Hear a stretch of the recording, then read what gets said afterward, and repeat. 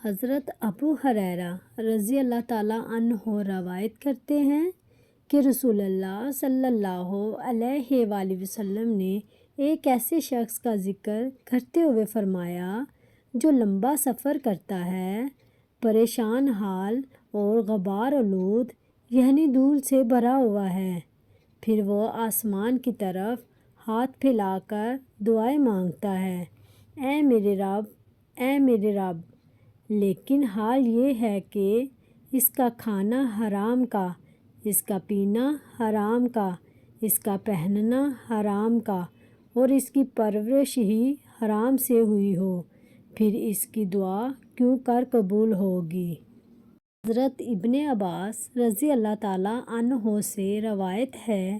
نبی اکرم صلی اللہ علیہ وآلہ وسلم نے ارشاد فرمایا کہ اللہ تعالیٰ بندے کے 3 قسم کے گناہ معاف نہیں کرے گا۔ ان گناہوں کے علاوہ جس قدر گناہ ہوں گے ان کو معاف کر دے گا، لیکن ان 3 گناہوں کو کبھی معاف نہیں فرمائے گا: اللہ تعالیٰ کے ساتھ کسی کو شریک ٹھہرانا، جادو کرنا یا کروانا،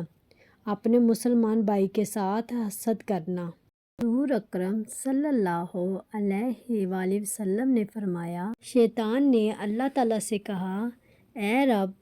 قسم ہے تیری عزت کی، میں تیرے بندوں کو ہمیشہ گمراہ کرتا رہوں گا جب تک کہ ان کی روحیں ان کے جسموں میں رہیں گی۔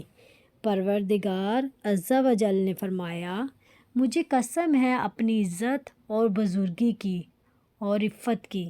میرے بندے جب تک مجھ سے بخشش مانگتے رہیں گے میں بھی ہمیشہ ان کو بخشتا رہوں گا۔ پلیز ویڈیو کو لائک اور سبسکرائب ضرور کیجیے گا۔ جزاک اللہ۔